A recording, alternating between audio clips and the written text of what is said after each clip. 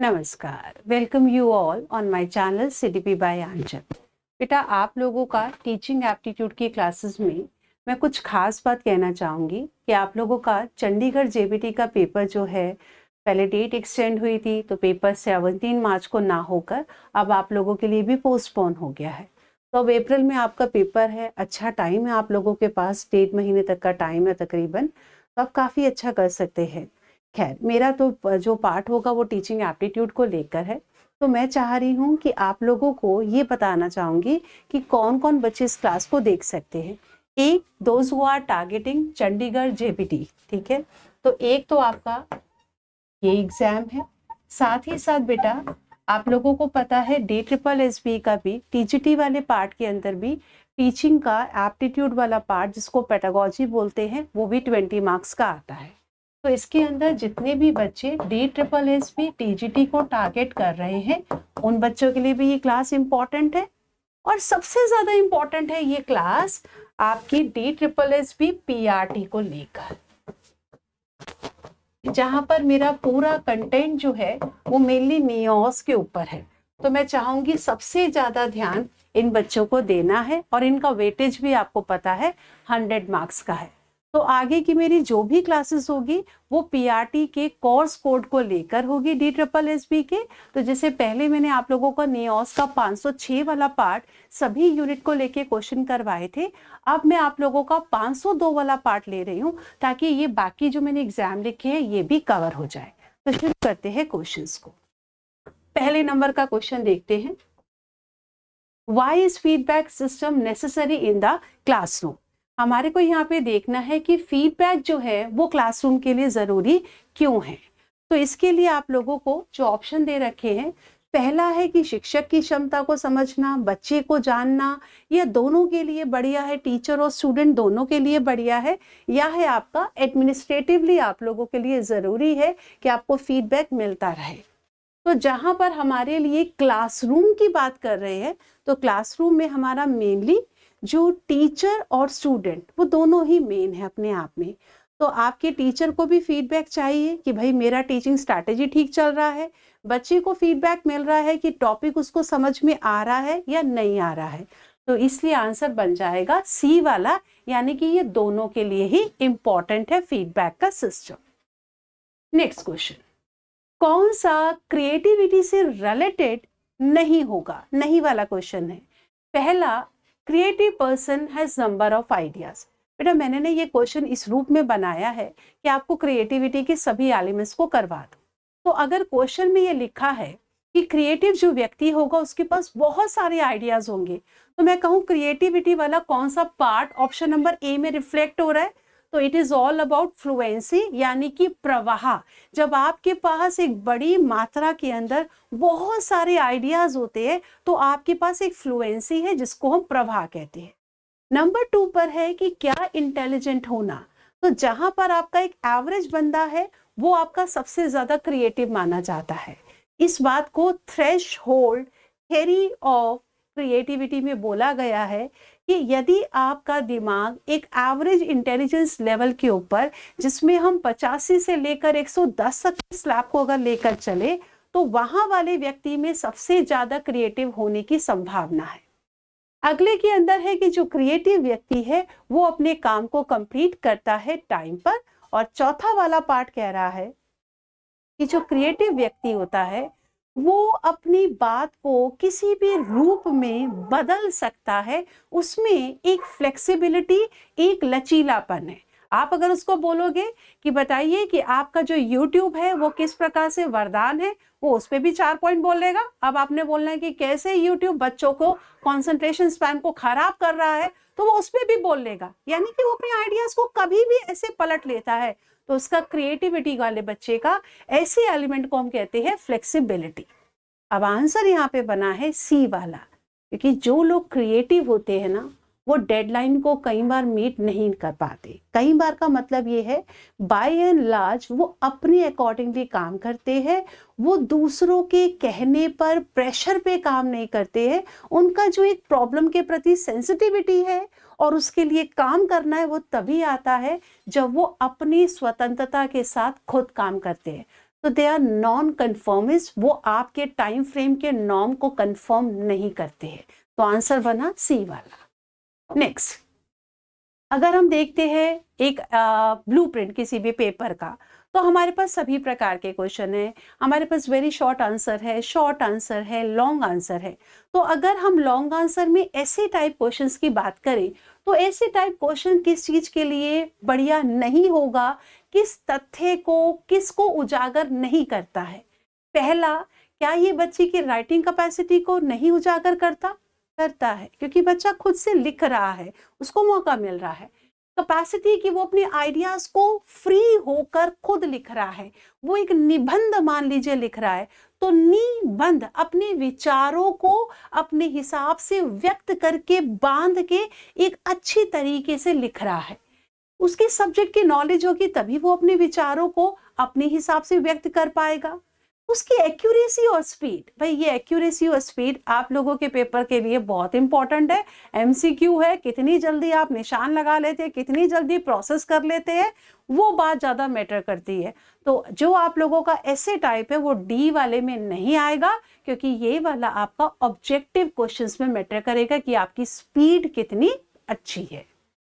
Next question, चौथे number का, कौन सा नेशनल एजुकेशन पॉलिसी, सही रूप में बोलो तो नेशनल पॉलिसी ऑन एजुकेशन 1986 के साथ नहीं जोड़ेंगे। पहला, ऑपरेशन ब्लैक बोर्ड। कब लाया गया? 1987 में लाया गया आपका operation black board. Navodaya Vidyalaya, ये भी आपकी 1986 की नीति के तौर के ऊपर लाए गए। उसके बाद डीपीईपी का प्रोग्राम जो कि 1994 में शुरू किया गया, और हाँ, ये प्रोग्राम खास एलिमेंट्री एजुकेशन की क्वालिटी को इम्प्रूव करने के लिए एक स्पेशली डिजाइन प्रोग्राम था, और ये भी 1986 की शिक्षा नीति की ही देन थी। पर जहां पर बात आती है आपकी मिड डे मील की, तो मिड डे मील जो है इसका एक अपना ही इतिहास है। इसका इतिहास आपको पता होना चाहिए। ये 1985 में मद्रास में वहां की म्युनिसिपैलिटी कॉरपोरेशन के द्वारा शुरू की गई।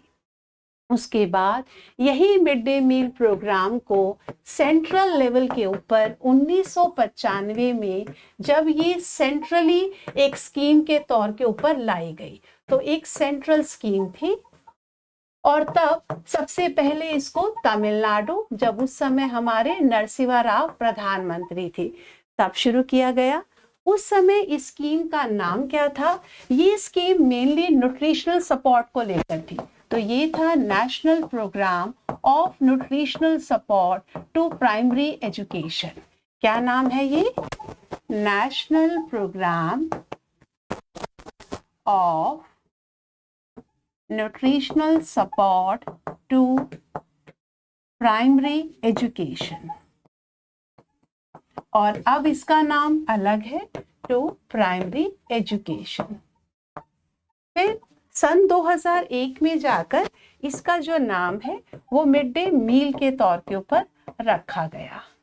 और यहाँ पर जब इसे मिड डे मील बनाया गया तो आगे चल के सुप्रीम कोर्ट की इंटरवेंशन के बाद ये लागू किया गया कि सभी को अपने यहाँ पे कुक्ड फूड देना है। और आगे चल के इसमें कई बदलाव किए गए। जब कुक्ड फूड की बात आई तो यहाँ पे न्यूट्रिशनल नॉर्म्स को रखा गया कि आपको प्राइमरी एजुकेशन पाने वाले जो बच्चे हैं उनको कितना प्रोटीन देना है, कितनी कैलोरीज होगी। फिर ये न्यूट्रिशनल जो भी नॉर्म्स है इनको आगे चल के फिर रिवाइज किया गया, और अब हम ये मानकर चलते हैं कि प्राइमरी के अंदर तकरीबन लगभग 450 कैलोरी में जहां 12 ग्राम प्रोटीन होगा। फिर ये प्रोग्राम आगे चलकर अपर प्राइमरी को भी दिया गया, और करते करते जुलाई 2008 में जाकर हम देखते हैं कि इस प्रोग्राम को मकतब और मदरसे यानी कि अपर प्राइमरी में तो ले ही आ गए, यहाँ पर जो भी आपके रिकग्नाइज थे या नहीं थे उन सबको शामिल किया गया। और इससे पहले भी कई और चीज़ों को शामिल किया गया, जिसके अंदर जो भी हमारे सर्व शिक्षा अभियान के एजुकेशनली बैकवर्ड एरियाज वगैरह थे, जो एजुकेशनली बैकवर्ड ब्लॉक्स कहलाते हैं, उसमें भी कवर किया गया। और जो AIE वाले थे, यानी कि ऑल्टरनेटिव एंड इनोवेटिव एजुकेशन वाले स्कूल, जैसे कि आपका ABL तमिलनाडु, नलिकाली, इस प्रकार के स्कूलों में भी मिड डे मील को लाया गया। तो इसका एक लंबा चौड़ा इतिहास है। तो हमारे को ये पता हो अब क्या क्या है, अब इसका नाम क्या रखा हुआ है, अब इसको हम PM पोषण कहते हैं या PM पोषण, जहाँ पे शक्ति निर्माण को लेकर है। अब इसमें हमारी NEP 2020 का मानना है कि आप मिड डे मील को जो दे रहे हैं सही है, पर इसमें आप नाश्ते का भी प्रावधान करिए और साथ में एक तिथि भोजन को ऐड करें। पर तिथि भोजन को लाने का मतलब ये नहीं है कि उस दिन बच्चों को आप मिड डे मील नहीं दे रहे। मिड डे मील जो है वो रहेगा। Tithi Bhojan is not a substitute to mid day meal, but it will be an additional thing कि कोई स्पेशल ओकेजन है, दिवाली है या 15 अगस्त है, तो आप बच्चों को कुछ हलवा वगैरह कुछ और नई चीज दोगे जो कि उनके रेगुलर मिड डे मील के साथ एक नई एक अच्छी चीज होगी। तो ये कुछ खास बातें हैं जो आप लोगों को पता होनी चाहिए। आगे बढ़ते हैं। अब आता है CCE के बारे में कौन सा ठीक है भाई, क्या ये टर्म एंड प्रोसेस है? दूसरा, क्या ये आपको मिड कोर्स के बीच में जो भी प्रॉब्लम्स आती है बच्चों की, उनको डायग्नोस करके रेमेडियल के तौर के ऊपर आप बच्चों को कुछ अच्छा फीडबैक देते हो और उनकी इंप्रूवमेंट को इंश्योर करते हो? तीसरा, ये बिल्कुल एग्जामिनेशन की तरह है। और चौथा, क्या ये आपको नेक्स्ट क्लास में बच्चों को प्रमोट करने के लिए एक अच्छा तरीका आपको देता है? तो भाई अगर हम CC के बारे में मेन देखें तो सबसे अच्छी बात यहाँ पे क्या थी, जो इसको ट्रेडिशनल एग्जामिनेशन सिस्टम से अलग बनाता था, जिसके बारे में RT 2009 में लिखा गया था। तो खास ये था कि बच्चों को पढ़ने के दौरान ही फीडबैक मिलता रहे और उनकी जहाँ पे कमियां हैं उसको सुधारा जा सके। बाकी जो चीजें हैं वो तो वही है जो एग्जाम्स के लेकर है कि आखिरी में पेपर हुआ करते थे ट्रेडिशनल में, बिल्कुल सालाना या छमाही पेपर हुआ करते थे और ये बिल्कुल एग्जामिनेशन की तरीके से एक दिन में रिजल्ट मिल गया आपको, बीच में क्या गया किसी को कुछ नहीं पता, वो एक दिन आप बढ़िया कर गए, बस ये आपने बाजी मार ली। उसके बाद बच्चों को आप अगली क्लास में प्रमोट करते थे, पास फेल की कहानी थी। लेकिन CCA ने इस पास फेल की कहानी को बदला और अब NEP 2020 जो पूरे सिस्टम को रिवैम्प कर रही है, वो कहती है 2024 और 25 वाले बोर्ड एग्जामिनेशन में आप बच्चों को बोर्ड में भी, जिसमें हम कहते थे वो भी तो वही था कि टर्म एंड था, आखिरी आपने बोर्ड की परीक्षा में क्या किया मार्च में, बस वो डिसाइड करेगा कि आप कितने अच्छे हैं। तो अब इस चीज को और अच्छे लेवल पे कर दिया कि बोर्ड भी आप 2 बार रखेंगे, एक आपको अक्टूबर नवंबर में हो गया और एक आपका मार्च में, जिसमें आपको पता चलेगा कि हाँ मेरे को पहले वाले अक्टूबर नवंबर से पता चल रहा है मैं कहाँ गलत हो गई। तो बच्चे को चांस मिल रहा है कि वो अपने आप को इम्प्रूव कर पाए। तो जो भी मैं बता रही हूँ उसको नई NEP के इनपुट्स के साथ सप्लीमेंट करती जा रही हूँ, तो नई जानकारियों को नोट करते चलेंगे। अगला, activity of teaching mainly consist of, तो मेनली ये किस चीज को लेकर है कि आप प्लानिंग करते हैं लर्निंग सिचुएशंस और उसके अकॉर्डिंगली आप एक्सपीरियंसेस जो आपने लर्निंग के देने हैं उनको ऑर्गेनाइज कर रहे हो, या आप बच्चों से अच्छे प्रश्न पूछ रहे हैं और उनके आंसर्स को आप अप्रेस कर रहे हैं भाई कितना सही है कितना और ठीक करना है, या आप बच्चों को इंट्रोड्यूस करते हो कि उनको नए नए आइडियाज के बारे में पता चले, या आप बच्चों को अच्छे से मेहनत करना सिखाते हैं। सारी बातें अपने आप में अच्छी हैं, सभी पॉइंट पॉजिटिव है, लेकिन जो मेन हमारी टीचिंग की एक्टिविटी है वो इस चीज को लेकर है कि मैं कैसे बढ़िया प्लानिंग करूं, कैसे वो कंड्यूसिव लर्निंग एनवायरनमेंट लेकर आऊं जिसमें बच्चों को वो लर्निंग एक्सपीरियंसेस मिले कि वो बच्चे अपने आप कंस्ट्रक्शन ऑफ नॉलेज को, ज्ञान की रचना को कर पाए। तो C वाला भी आपको बहुत क्लोज लग रहा होगा, पर C वाला कह रहा है I will be introducing you to new ideas. इसको ऐसा होना चाहिए कि आप बच्चों को एम्पावर करो that they will discover new ideas. It's not your duty to introduce them to new ideas, but you create such learning situation so that they lead to construction of knowledge. तो उस हिसाब से मेरी planning और मैंने कैसे learning situations को provide किया है वो मेरी टीचिंग में मेन होगा। तो आंसर आपका फर्स्ट वाला बनेगा। अगला, इक्वलाइजेशन ऑफ एजुकेशनल अपॉर्चुनिटीज। अगर आप शैक्षणिक अवसरों की समानता को लेकर चाहते हो तो हम ये समानता किसके लिए आए कि जितने लोगों को शिक्षा से वंचित रखा गया उन सभी को एक्सेस मिले। हमारी एनईपी 2020 भी इन्हीं चीजों को लेकर है कि आपने एक्सेस देना है, अफोर्डेबिलिटी को लेकर चलना है, इक्विटी को लेकर चलना है, अकाउंटेबिलिटी को लेकर चलना है। तो सभी में, चाहे आरटीई की बात हो कि एक्सेस है, इक्विटी है, क्वालिटी ऑफ एजुकेशन है, वो सबको मिलनी चाहिए। तो मेन बात हमारी क्या है कि सबकी सफलता को सुनिश्चित करें, जो पॉइंट सी में है। केवल सबको आपने एनरोल कर लिया वो जरूरी नहीं, या सबके लिए आपने स्कूल्स को अवेलेबल कर दिया, बल्कि आप इस प्रकार की अपॉर्चुनिटीज को दीजिए कि अगर सबको एनरोल कर लिया तो क्या सबको अपने सामर्थ्य के अनुसार सफल होने के अवसर आप मुहैया करा रहे हैं। तो अगर आपने सबको साथ में शामिल करा, यानी कि एनईपी 2020 भी क्या कह रही है कि आपका एक मूव चलेगा। जो पहले हम मानते थे one size fits to all to one size does not fit to all, तो सबके लिए कुछ अलग से करना पड़ेगा so that everybody could lead to success, सारे को सफलता मिल पाए। तो आंसर बनेगा सी वाला। कौन सा टीचर एब्सेंटिज्म के प्रोग्राम को लेकर है? तो आपके पास यहाँ पे राजस्थान के 2 दे रखे हैं जो मेन है, एक है शिक्षा कर्मी और एक है लोक जुम्बिश। जहाँ पे शिक्षक अनुपस्थिति की समस्या को समाधान करना था तो वहां पे लोगों को, कम्युनिटी को, समुदाय की सहायता से इसके लिए लेकर आए शिक्षा कर्मी कि वहां के जो खुद के लोग होंगे, जो लोकल्स कहलाएंगे, वहीं के स्थानीय निवासी है, उसी में से जो औरत है और आदमी है। अगर औरत 5 कक्षा तक पढ़ी है, आदमी 8 कक्षा तक पढ़ा है, तो वो प्राइमरी एजुकेशन में बच्चों को थोड़ा बहुत पढ़ा सकते हैं। कि अगर आपके पास टीचर नहीं है तो ऐसा नहीं कि बिल्कुल ही स्कूल आपका ऐसा पड़ा हुआ रह गया है, नहीं, वहां पर आप इन लोगों को, जो आपके समुदाय के, जो आपके लोकल्स हैं, उनको वो अपने आप को वॉलंटियर करेंगे, आप उनको थोड़ा ट्रेन करेंगे क्योंकि उनके पास एक बेसिक एजुकेशन तो है, और फिर वो बच्चों को इतना तो करा ही सकते हैं।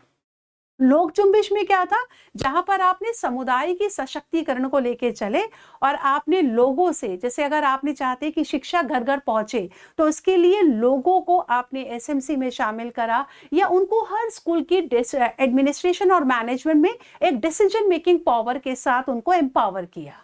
उसके बाद है डीपीएपी आप लोगों का 94 में 1986 की शिक्षा नीति के द्वारा लाया गया। सर्व शिक्षा अभियान आप लोगों का सेंटर और स्टेट की पार्टनरशिप से ये 2001 में लागू किया गया, और अब सर्व शिक्षा अभियान नहीं है, अब इसको मर्ज करके 2018 के समग्र शिक्षा अभियान में लाया गया है। तो आंसर आप लोगों का कौन सा बन जाएगा यहाँ पर? ये बनेगा आपका डी वाला, शिक्षा कर्मी। उसके बाद मोटिवेशन की करेक्ट सीक्वेंस क्या है? भाई सबसे पहले आपकी जरूरत क्या है? नीड हो, जरूरत होगी तो आप में ड्राइव होगा। इसीलिए जितने भी मनोवैज्ञानिकों ने अपने प्रयोग करे, पहले जीव को भूखा रखा, क्योंकि आपके लिए रोटी, कपड़ा, मकान हमारी भी जरूरतें हैं, उसी के लिए ही हमारी ड्राइव आती है। पैसे आ रहे होते हैं, मिल रहा होता है, तो आप लोगों को रात को भी 1 बजे भी क्लास करके देनी हो तो करेंगे, क्यों? क्योंकि नीड है। ठीक है, तो आप मेरे साथ भी थोड़ा रिलेट कर सकते हैं। मेरी भी कुछ आप लोगों से एक्सपेक्टेशन है, अगर आप लोगों की मेरे से एक्सपेक्टेशन है तो। ठीक है, तो पहला है आप लोगों के लिए यहाँ पे क्या गोल है आपका, और फिर आपका आखिरी में ड्राइव आएगा। गलत, पहले आपका ड्राइव है। तो ड्राइव वाले 2 पॉइंट है। ड्राइव के बाद सेटिस्फैक्शन हो जाएगी? नहीं जी, पहले ड्राइव होगी तो आप हरकत में आ गए। जब आप हरकत में आ गए तो अपने गोल के लिए काम किया, और अगर आपको वो अटेनमेंट ऑफ गोल है तो आपको एक सेटिस्फैक्शन होगी। फिर कुछ समय के बाद फिर दोबारा ये ड्राइव उठेगी, फिर दोबारा ये साइकिल चलेगा। तो ये मोटिवेशन साइकिल हमेशा चलता रहता है। तो आंसर बना बी वाला। 10th में है मीनिंगफुल मटेरियल हमें जल्दी याद हो जाता है। जो भी आप बच्चों को पढ़ाएं, अगर आप अपनी प्लानिंग के अंदर जो आपका लेसन प्लान का या आपका टीचिंग का जो प्री एक्टिविटी है, वो फेज के अंदर आपको मेन लेसन का ऐसे प्लान करना, टीचिंग पॉइंट्स को इस प्रकार अरेंज करना है कि it really makes meaning to a child, कि मुझे अगर बच्चे को कोई टॉपिक कराना है तो कैसे प्रायर नॉलेज को न्यू नॉलेज के साथ कनेक्ट करना है, और जब वो चीज बच्चे को मीनिंगफुल लगेगी तो उसके दिमाग में बैठ जाएगी। अब ये मीनिंगफुल मटेरियल के लिए आंसर कौन सा बढ़िया बनेगा? पहला वाला तो मतलब नहीं बनता कि लाइकली टू गेट बोर्ड। हमारे पास जो थोड़े से अच्छे वाले ऑप्शन है वो BCD है, और उसमें BC जो है मेन है। पहला कि इसमें कॉन्टिन्यूटी है और बच्चे को मीनिंग समझ में आ रहा है, इसलिए ये आप लोगों को जल्दी याद रहता है, या it permits more effective transfer, या it is related to previous experience. तो मीनिंगफुल मटेरियल के लिए प्रीवियस एक्सपीरियंस के साथ नए वाले का कनेक्शन आप कैसे एस्टैब्लिश कर रहे हो, ठीक है, तो ये भी अच्छा है, लेकिन ये केवल प्रीवियस पर ही रह गया है। फिर उसके बाद आता है कि मीनिंग इसके अंदर है और एक कॉन्टिन्यूटी बनी रहती है कि आपको लग रहा है हाँ पहले मैंने ये जानता था, अब मैं इस को जान रहा हूँ, इन दोनों के बीच में कनेक्शन बन रहा है, इसलिए। तीसरा है इफेक्टिव ट्रांसफर। बेटा ये जो क्वेश्चन है ना, ये मेमोरी और फॉरगेटिंग से बनाया गया क्वेश्चन है, जिसमें एबिंगहॉस ने इसके ऊपर प्रयोग करके देखा था। उन्होंने लिस्ट वगैरह कुछ बनाई थी वर्ड्स वगैरह की, उसमें जब उन्होंने पहली बार वर्ड्स करे, जैसे आ का पा का रा ना ला रा ना रा, बिल्कुल नॉनसेंस है अपने आप में।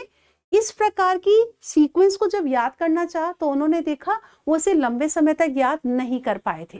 लेकिन जब यही चीज एक प्रॉपर वर्ड्स का ऑर्गेनाइजेशन है, मैंने शुरू में आपको बोला राम है, पेंसिल है, मेज है, फिर मैंने बोला राम भागता है, ये पेंसिल से लिखता है। अब आप एक कनेक्शन बना रहे कि पहले राम था, अब उसका एक सेंटेंस क्रिया वाला बन गया, मीनिंग अटैच हो गया, आपको अब याद हो जाएगा। तो इसके अंदर बेसिक रीजन क्या है कि अगर आपका मीनिंगफुल मटेरियल होगा तो उसमें इफेक्टिव ट्रांसफर होगा, वो आपकी शॉर्ट टर्म मेमोरी से आपकी लॉन्ग टर्म मेमोरी में वो ट्रांसफर कर पाएगा। आपको आंसर बी लग रहा होगा, पर जब आप मेमोरी की बात करेंगे कि मुझे वो लंबे समय तक याद रहा, तो यहाँ पे ट्रांसफर शब्द का मतलब है कि कोई चीज जब आप याद करते हैं तो एक आपकी सेंसरी मेमोरी है, एक आपकी शॉर्ट टर्म मेमोरी है और एक आपकी लॉन्ग टर्म मेमोरी है जो मेन है। तो ये शॉर्ट टर्म से लॉन्ग टर्म में ट्रांसफर हो पाएगा, तो आंसर आपका सी वाला। उसके बाद जब आप एक टेस्ट को बनाते हैं तो आपके पास होने चाहिए टेबल ऑफ स्पेसिफिकेशन कि बेटा इतने आइटम्स है। अगर आपने शुरू के क्वेश्चंस कर रहे हैं, जैसे बोर्ड का पेपर होता है तो एक टेबल आता है, आप भी पेपर देने जाएंगे, आपके पास भी एक सेट ऑफ इंस्ट्रक्शन है कि भाई इस वाली बुकलेट के अंदर इतने क्वेश्चंस हैं, each question will carry 1 mark each. अगर आपका नेगेटिव मार्किंग होगा तो आपका 0.25 कटेगा, जो हमारे दिल्ली वाले में कटता है। तो ये आपको सारा बताना पड़ता है, वो टेबल आप देते हैं। तो ये किस लिए दे रहे हो टेबल आप बना के स्पेसिफिकेशन का?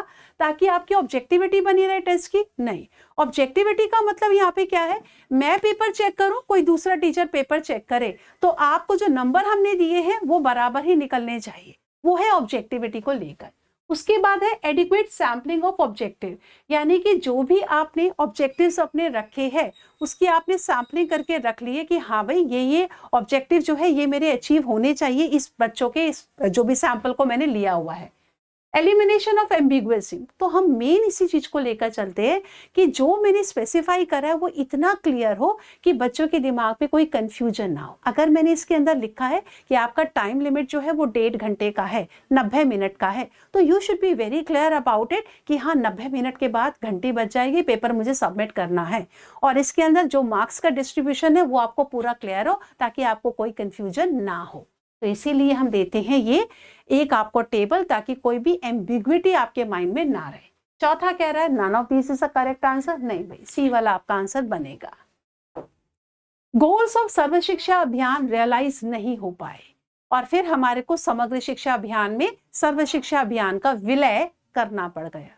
मेन प्रॉब्लम थी फंड्स को लेकर। ये बहुत बार इनके क्वेश्चन को रिवाइज करना पड़ा कि सेंटर और स्टेट का यहाँ पे क्या पार्टनरशिप रहेगी, क्योंकि ये जो प्रोग्राम सर्व शिक्षा अभियान का था ये सोलली आपका सेंटर का नहीं था, इसमें दोनों का था। तो अगर यहाँ पे सरकार फंड्स कई बार नहीं दे पा रही थी या कुछ राज्य सरकारों को बहुत ज्यादा चाहिए थे, तो उसके कारण सर्व शिक्षा अभियान को फिर फाइनली समग्र शिक्षा अभियान में इसका विलय कर दिया गया। रीजन था आपका फंड्स को लेकर।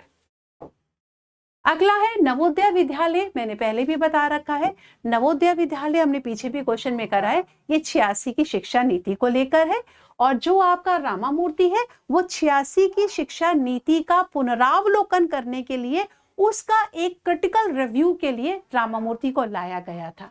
और उसके बाद फिर रिवाइज प्रोग्राम ऑफ एक्शन, एक कार्य योजना बनाई गई कि 86 की पॉलिसी बहुत बढ़िया, जहां जहां पे कमियां रही उन्हीं कमियों पे काम करेंगे, उसको एक्शन में लाएंगे, बजाय कि एक नई पॉलिसी को लेकर आने में।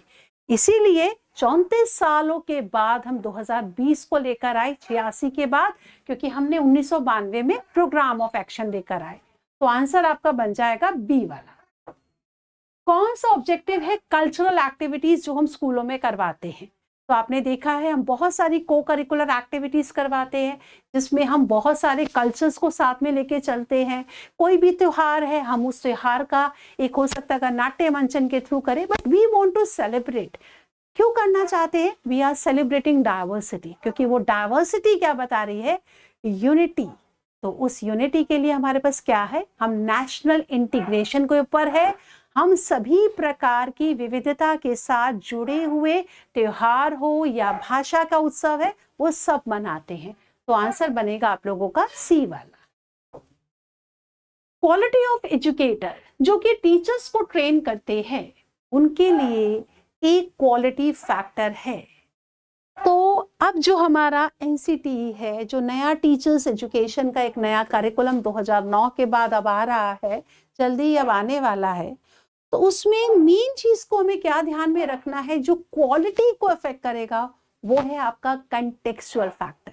ये केवल बच्चों को पढ़ाने में ही नहीं है, टीचर को ट्रेन करने में भी आपको देखना होगा कि जहां का टीचर है वो किस परिवेश के बच्चों को जाकर एड्रेस करने वाला है।